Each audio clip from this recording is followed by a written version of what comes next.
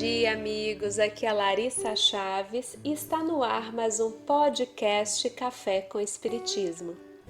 O texto que estudaremos hoje, do livro À Luz do Consolador, tem como título A Verdade Mediúnica.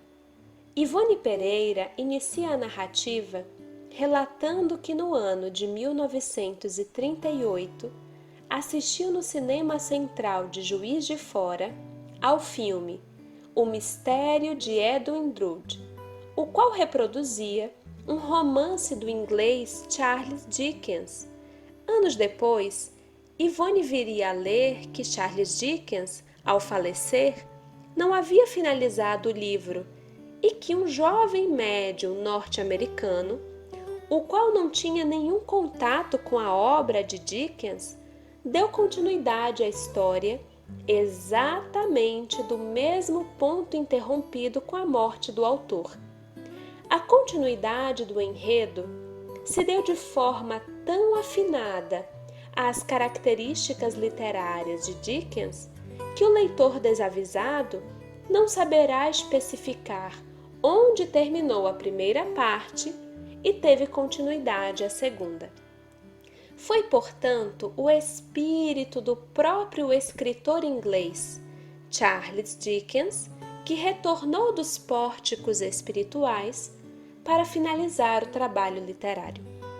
Ivone cita em seguida um trecho do livro Animismo e Espiritismo, de Alexandre Aksakov, dando pormenores a respeito desse caso e do médium em questão.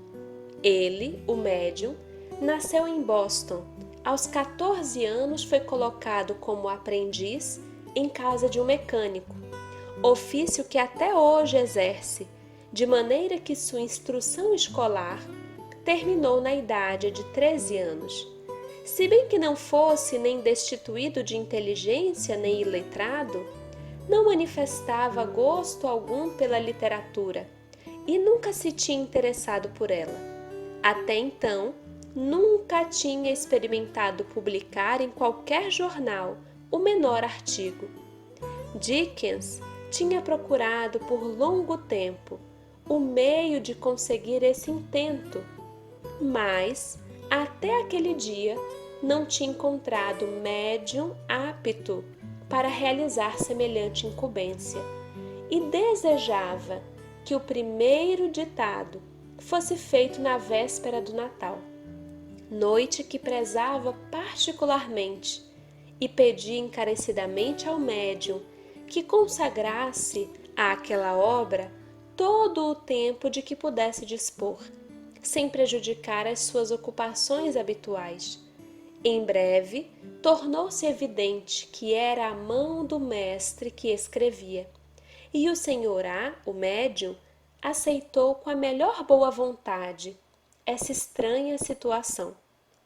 Trata-se realmente de um caso notável, esse relembrado por Ivone em seu artigo e detalhadamente descrito por Aksakov. Nos desvela um mundo de reflexões em torno da realidade espiritual e da comunicabilidade dos espíritos como fenômeno natural, pertencente às leis divinas. Ivone aproveita ainda as reflexões em torno do caso para alertar os médiuns, especialmente aqueles cujas faculdades se apresentam de forma mais ostensiva, sobre a própria responsabilidade.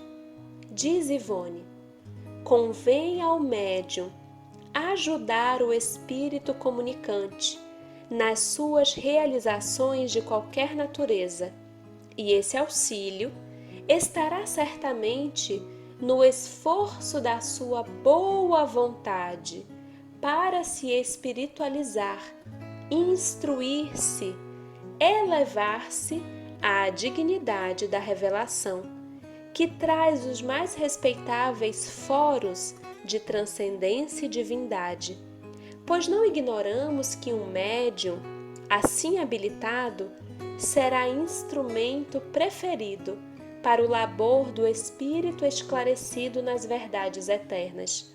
Essas coisas Já as dizia Allan Kardec e Leon Denis, por outras palavras. E vemos que o próprio Charles Dickens demorou bastante a encontrar um médium capaz para o que desejava.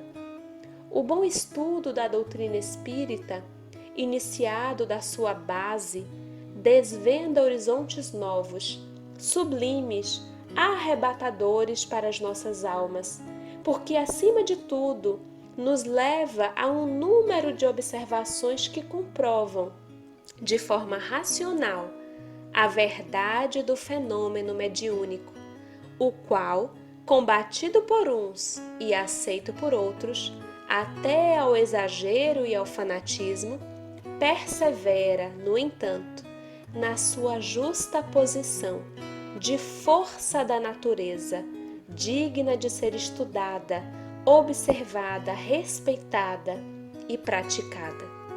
Sendo assim, queridos amigos, busquemos o estudo que nos inspira e esclarece, abrindo novos horizontes de entendimento, sem que esqueçamos de unificá-lo aos nossos sentimentos e à vida abundante de oportunidades de renovação. Um grande abraço a todos e até o próximo podcast Café com Espiritismo.